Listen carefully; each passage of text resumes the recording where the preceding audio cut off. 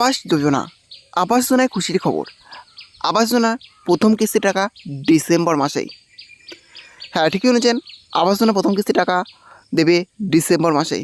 হ্যাঁ, চলুন আজকের ভিডিওর মাধ্যমে দেখে নেওয়া যাক যে আবাস যোজনার প্রথম কিস্তির টাকা ডিসেম্বর মাসের কত তারিখে আবাস যোজনা উপভোক্তারা পেতে চলেছে এবং তার সাথে আবাস যোজনার প্রথম কিস্তির টাকা কারা কারা পাবেন, অর্থাৎ আবাস যোজনার ঘর লিস্টে ফাইনাল যে লিস্ট বেরিয়েছে সেই লিস্টে কাদের কাদের নাম আছে সেটাকে চেক করবেন। সবই আজকে ভিডিওর মাধ্যমে দেখতে পাবেন। হ্যাঁ, তার জন্য ভিডিওটি একটু স্কিপ না করে শেষ পর্যন্ত দেখতে থাকুন।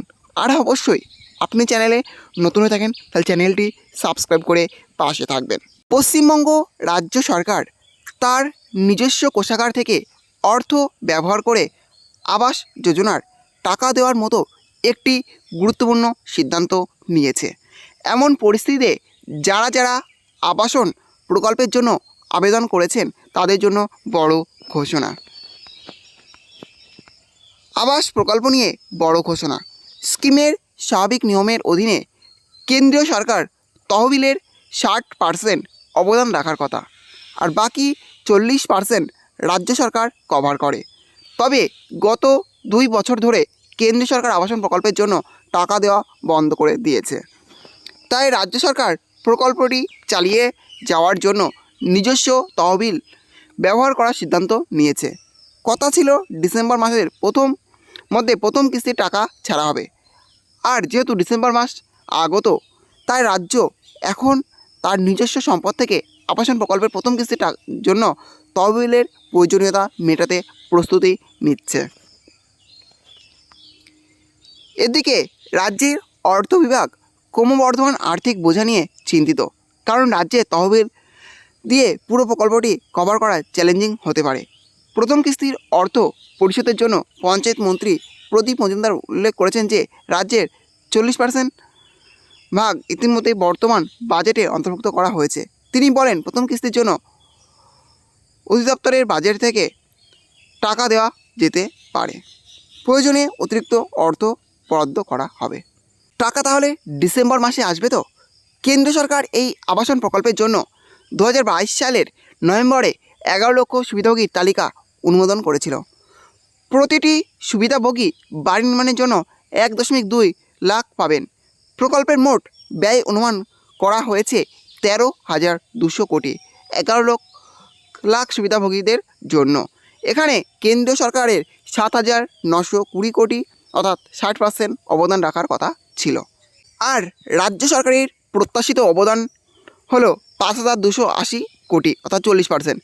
আর যেহেতু কেন্দ্র সরকারের অনুমোদন বিলম্বিত হয়েছে তাই রাজ্য এখন তার নিজস্ব তহবিল ব্যবহার করবে প্রথম কিস্তির জন্য, অর্থাৎ 5,280 কোটি টাকা প্রথম কিস্তির কাজে লাগানো ডিসেম্বরেই শুরু হবে। তাহলে পরবর্তী কিস্তি কীভাবে বরাদ্দ করবে রাজ্য? পরবর্তী 2টি কিস্তির জন্য রাজ্যকে বর্তমান আর্থিক বছরের মধ্যে অতিরিক্ত 1,320 কোটি ব্যবস্থা করতে হবে। সরকার এই অতিরিক্ত অর্থ সংগ্রহের জন্য বিভিন্ন বিকল্প অনুসন্ধান করছে, যার মধ্যে অন্যান্য সেক্টর থেকে টাকার ব্যবস্থা করা, পঞ্চায়েত অফিসের সংস্থান ব্যবহার করা বা বাজার থেকে ধার নেওয়ার ব্যাপারও রয়েছে। পরবর্তী পদক্ষেপ কী হতে পারে? প্রথম কিস্তির জন্য 60% না 50% দেওয়া হবে সে বিষয়ে সিদ্ধান্ত শীঘ্রই নেওয়া হবে।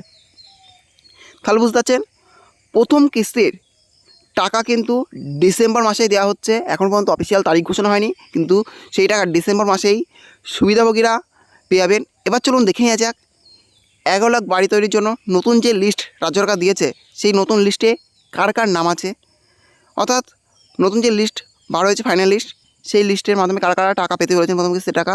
চলুন এবার সেটা দেখে নেওয়া যাক। বাংলা আবাস যোজনায় 11 লক্ষ বাড়ি তৈরির জন্য নতুন যে লিস্ট দিয়েছে সেই নতুন লিস্টে কার কার নাম আছে সেটা দেখার জন্য প্রথমে আপনাকে গুগল সাইটটা ওপেন করে নিতে হবে। দেখতে পাচ্ছেন আমি গুগল সাইট ওপেন করে নিয়েছি। গুগল সাইট ওপেন করার পর এই সার্চ অপশনে লিখতে হবে RAS রিপোর্টিং। আমার যেহেতু RAS রিপোর্টিং লেখাচ্ছে তার জন্য লিখলাম না, আপনারা RAS রিপোর্টিং লেখার পরে সার্চ অপশনের উপর ক্লিক করবেন। ক্লিক করার দেখবেন আবারও এরকম একটা পেজ খুলে যাবে। তারপরে আবারও নিচের দিকে চলে আসবেন। নিচের দিকে আরও লেখা আছে PMAYG report F.6 FTO transaction summary, এই অপশানের উপর ক্লিক করবেন। ক্লিক করা দেখবেন আবারও একটা পেজ খুলে যাবে। তারপরে দেখবেন আবারও অনেকগুলি অপশান চলে এসছে। প্রথমে আছে হোম, তারপর আছে অ্যাবাউট আস। এই হোমের উপরে ক্লিক করবেন। হোমের উপরে ক্লিক করার পর দেখবেন আবারও এরকম একটা পেজ খুলে যাবে। তারপর দেখবেন আবারও অনেকগুলি অপশান চলে এসেছে। এখানে দেখতে পাচ্ছেন প্রথমে আছে অ্যাবাউট, তারপরে আবাসফট, তারপর ডকুমেন্টস, স্টেক হোল্ডার্স। এই আবাসফটের উপর ক্লিক করবেন। আবাসফটের উপর ক্লিক করার পর দেখবেন এখান থেকে আবার অনেকগুলো অপশান চলে এসেছে। প্রথমে আছে ডাটা এন্ট্রি, তারপর রিপোর্ট, এফটিও ট্র্যাকিং, ই পেমেন্ট। এখান থেকে আপনি রিপোর্ট অপশানের উপর ক্লিক করবেন। রিপোর্ট অপশানে ক্লিক করার পর দেখবেন আবারও এরকম একটা পেজ খুলাবে। তারপরে আবারও নিচের দিকে চলে আসবেন। তারপরে দেখবেন অনেকগুলো অপশান চলে এসেছে। Option A, option B, option C, option D, option E. এই অপশানে গিয়ে দেখবেন 4 নম্বর যে অপশানটা আছে category wise ACCC data verification summary, এই 4 নম্বর অপশানের উপর ক্লিক করবেন। 4 নম্বর অপশানে ক্লিক করার পর দেখবেন আবারও একটা পেজ খুলাবে। তারপরে আবারও নিচের দিকে চলে আসবেন। তারপরে দেখতে পাচ্ছেন প্রথমে আছে অল স্টেট। এই অল স্টেটের উপর ক্লিক করবেন। এখান থেকে আপনি আমার স্টেটটা সিলেক্ট করেন। আমার স্টেট ওয়েস্ট বেঙ্গল, আমি সিলেক্ট করে নিচ্ছি ওয়েস্ট বেঙ্গল। তারপরে আবারও নিচের দিকে চলে আসবেন। তো এখানে সিলেক্ট বলে লেখা আছে, এই সিলেক্ট উপর ক্লিক করেন। এখান থেকে আপনি আপনার ডিস্ট্রিক্টটা সিলেক্ট করে নেবেন। আমার ডিস্ট্রিক্ট নদিয়া, আমি সিলেক্ট করে নিয়েছি নদিয়া। সিলেক্ট করার দেখবেন আবারও একটা পেজ খুলাবে। তারপরে আবারও নিচের দিকে চলে আসবেন। নিচের দিকে দেখবেন আবারও চলে এসেছে সিলেক্ট বলে অপশান, এই সিলেক্ট উপর ক্লিক করবেন। এখান থেকে আপনি আপনার ব্লকটা সিলেক্ট করে নেবেন। আমার ব্লক হাঁসখালি, আমি সিলেক্ট করে নিলাম। তারপরে দেখবেন আবারও একটা পেজ খুলে যাবে। তারপর আবারও নিচের দিকে চলে আসবেন।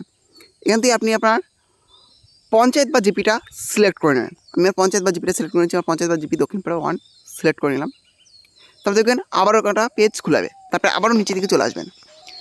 নিচে দিকে হতে গেলে এখানে একটা অঙ্ক দেওয়া থাকবে, এই অঙ্কটা সমাধান করে এখানে ভরাতে হবে। আমার যেমন আছে 61 - 90, অর্থাৎ 61 থেকে 90 দিলে হবে আমার এখানে -29। আপনার যে অঙ্কটা থাকবে সেই অঙ্কটা এখানে সমাধান করে বসিয়ে দেবেন।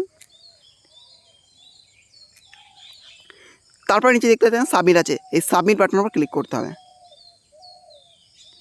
সাবমিট বাটনের উপর ক্লিক করার পর দেখবেন আবারও এরকম একটা পেজ খোলাবে। তারপর আবার নিচে দিকে চলে যাবেন। নিচে দেখবেন টোটাল লিস্ট এখানে চলে এসেছে। যারা এখানে আবাস যোজনার 11 লক্ষ বাড়ির নতুন যে লিস্ট দিয়েছে সেই নতুন লিস্টে যাদের নাম আছে পরপর চলে এসেছে। কারা কারা আবাস যোজনার বাড়ি তৈরি টাকা পাবে এখান থেকে আপনারা দেখে নিতে পারবেন যে আবাস যোজনার বাড়ি তৈরি প্রথম কিস্তি টাকা ডিসেম্বর মাসে যারা যারা পেতে চলেছে এখানে পরপর এই লিস্টে যাদের নাম আছে তারাই পাবেন। এবার দেখে নেবেন, এটাই ফাইনাল লিস্ট। এই ফাইনাল লিস্টে যাদের নাম থাকবে তারাই আবাস যোজনার বাড়ি তৈরির জন্য প্রথম কিস্তি টাকা পেতে চলেছেন। এই ছিল আজকের আপডেট।